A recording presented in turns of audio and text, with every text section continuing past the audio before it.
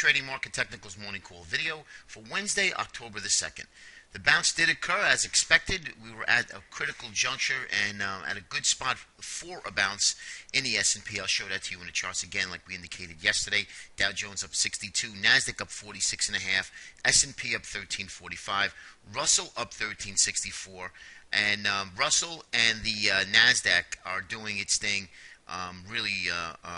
and the transports, I should say, are really leading the way up yesterday, at least for that one day. Now, the critical part is like, where do we go from here? We still have not gotten a resolution out of the Obama camp, and we still have a shutdown. So that's going to be uncertainty that the markets are not going to like. However, the markets did rally yesterday, and we actually had a big short covering rally in the overnight session. Just real quick, I wanted to mention Nikkei really took a hit, 314, down 2.17%.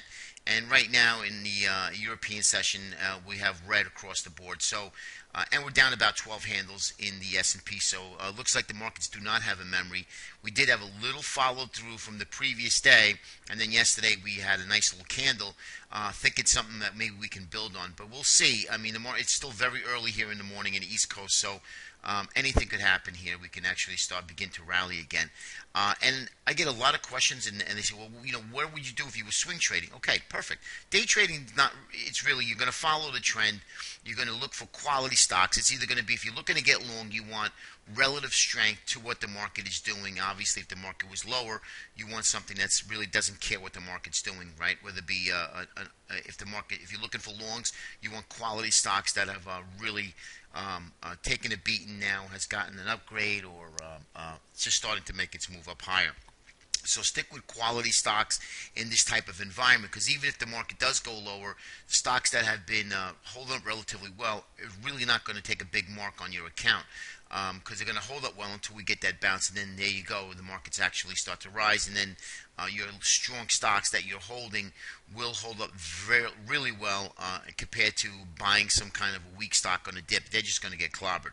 Money will continue to come out of those stocks. So keep an eye, quality stocks, if you're looking to buy into this dip. Now we have been down 8 out of 9 days, or 8 out of 7 days, excuse me, aside from the 2 days up that we've had.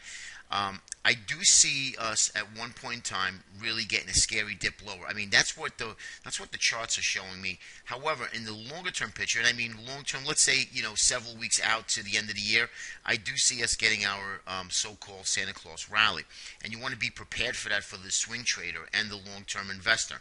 I wouldn't start nibbling just right here. I think maybe, just maybe, we might get a test of the 200-day moving average on some of these indices that we follow, and I'll show that to you in the chart segment. But a lot of the indicators are still holding up relatively well. Yes, there are a few that are on sell signals, but a lot of them are holding up well. So let's get right into the indicators, and I'll show what I mean. Here's the New York Stock Exchange, new highs, new low. We're still above zero. We've been above zero on this move lower to 8 days.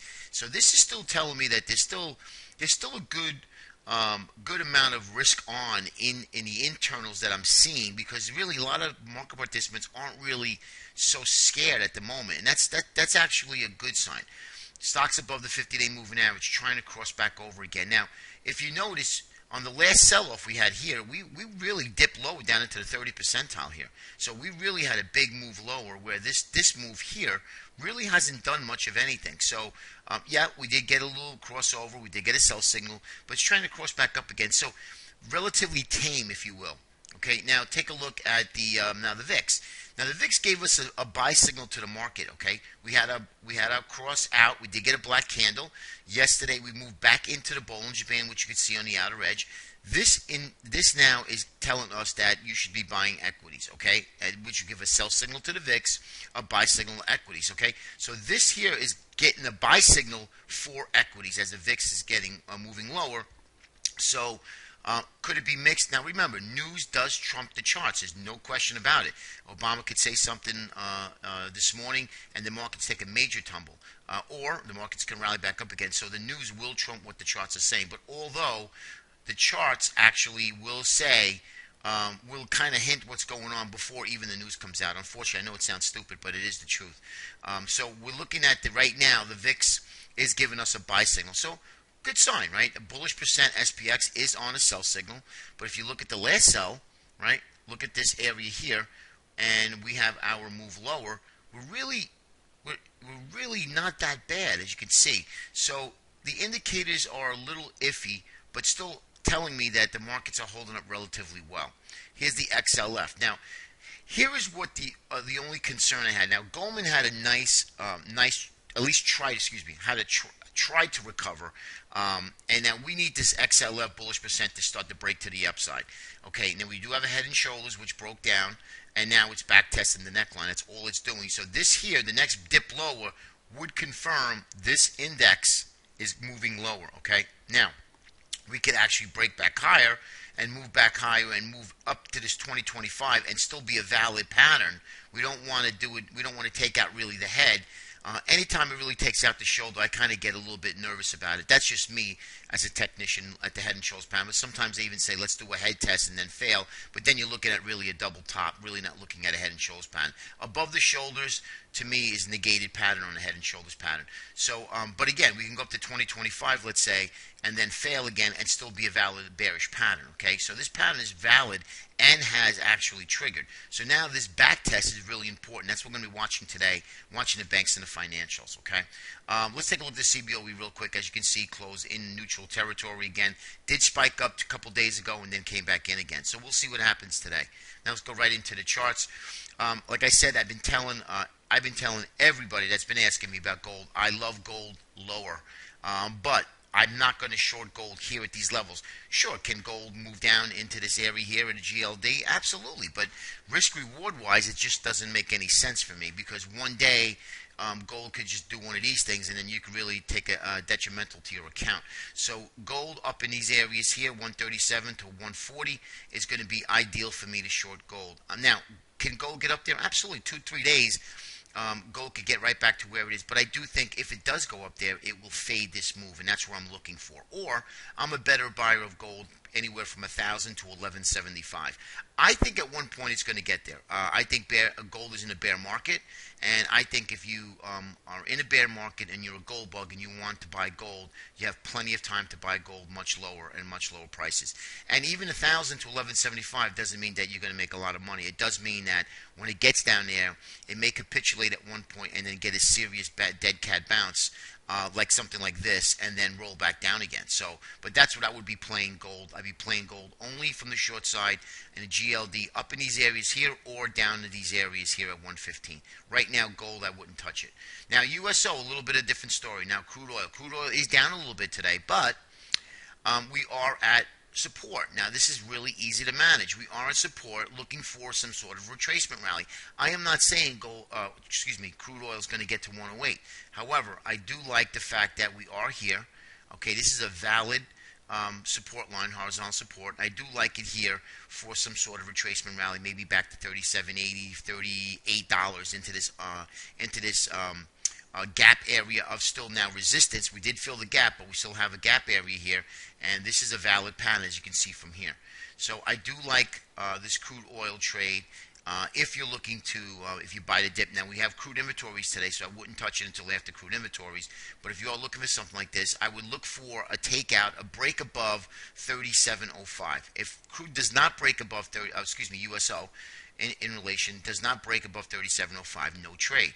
But taking the previous day high of 37.05, your stops would be down below here, give or take a few, give a little room like 36.30, excuse me, and then that would be a good trade for at least a trade and see what happens. If we do lose this support, then I think you're going to be down into these levels here, somewhere around the 200-day moving average, and then we would have to reevaluate it. But you can see here we're oversold. Crude oil has been down 9 out of 10 days. Okay, so due for a bounce, and again, could be a retracement rally bounce. Not saying that crude's going to go high, start making new highs. And again, Syria conflict has been tamed down a little bit. Now these Obama has really not taking his stance anymore, and he's looking for negotiations now. So, took a lot of that war premium out of crude. So, but we are oversold. Looking for an oversold bounce is fine, as long as you can manage the trade properly. Here's spiders. Now, we did get that 61.8% retracement of that bounce rally, so this is a logical spot of where we were looking for. and we are now above the 20 and above the 50 bullish sign. However, we need to really get going a little bit more. Now, can this market fill this gap here, this little gap area? And that's what I'm looking for.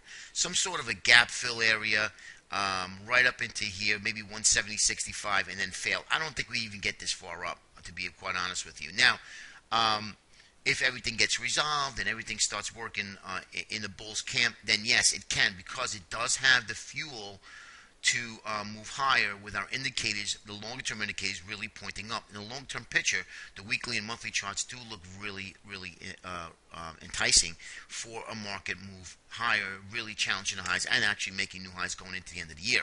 But again, price is what pays us. Price is king. So we're not going to do anything until we actually see what price does. Now, remember, guys, this is a good spot. And I think that this is just would be a retracement rally, fill the gap, and then reevaluate. Okay, so this is the one gap area that we need to fill. And then we would take it one step at a time.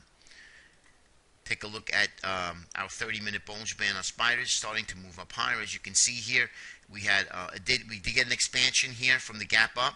So now I would imagine this would tighten up a little bit more, and then we'll get a little bit more of a bigger move. As you can see, the moves have been very, very quiet. Although we have been down almost every day, 7 out of the 8 days. However, the moves that we had, they're not really that big, and that's another concern of mine. I like to see these Bollinger Bands really start to move like this, something like in this area here.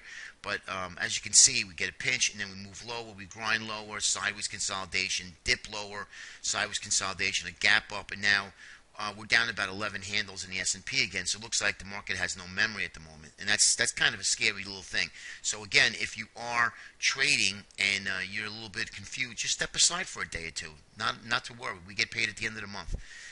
Okay, so now we have a gap area here that we're going to need to fill, which we did fill. We did fill in the diamonds. Now the Dow, the industrials have been the weakest of the 5 that we follow, the indexes that we follow. As you can see here, we're still really are trending lower. Our momentum indicators trending lower. We did get across in our Bollinger Band, which is, a stochastics, which is a sell signal. However, I think at least a dead cat bounce to the to this area here, and then reevaluate. I think maybe we fail and at least come down to these areas. And again, that 200-day is really not out of reach, guys. I tell you. Now in the IWM, it's a different story. Very strong index, and this is going to be one of the leaders here to hold us up here, along with the NASDAQ and the transports. They have been really acting very, very well. And I'll show you the transports again. We busted right out of a downtrend channel, big engulfing candle, very promising. This is what you want to see if you're a bull here looking for a rally. Now, again, we could test this and do a double top again, the index here is notorious for doing double tops, you could say. So we do a double top and fail. That could easily happen. So again, one step at a time, navigating through these markets. If you are swing trading, remember, buy strong stocks, sell weak stocks. I mean, it sounds stupid. It sounds, oh yeah, everybody knows that. But if you don't do it, you can really get hurt here by picking bottoms on weak stocks, looking for a bigger retracement rally. That might not happen. And if it doesn't, usually money continues to come out of these weak stocks because they want to sell the garbage and keep the strong stocks. Okay, Goldman Sachs. Now, Goldman was a little encouraging yesterday. I like Goldman on a bounce, but it still needs it really needs to take out 160. 160.75. I want to take out the 50-day moving average. 160, actually, you know what? 161 in Goldman Sachs would be a better, 160.99. So 161 on a 50-day moving average. That really needs to take it out on a closing basis if you really want to start legging into a long trade in Goldman. Now, do you want to take a dead cat bounce up here and just, for a trade? Sure. But we did get a doji candle, so we did get an indecision here. And we do have sort of a small bullish falling wedge. But this could easily break back down again. And with the market weakness first thing in the morning, Goldman will sell off again. And it could easily test the 200-day move now. So stay away from Goldman above 161, which would be the, or 160.95. I give it a couple more pennies. 161 above on a closing basis. Then I start legging into a Goldman trade for at least a retracement back up to the highs. And here's the XLF, held that critical low, which is the uptrend from 2012. Again, XLF acting okay, but a lot of these larger banks like JP Morgan, Goldman, really not leading. We need leaders to lead in the banks and financials, and they need to actually move higher. Okay, Apple.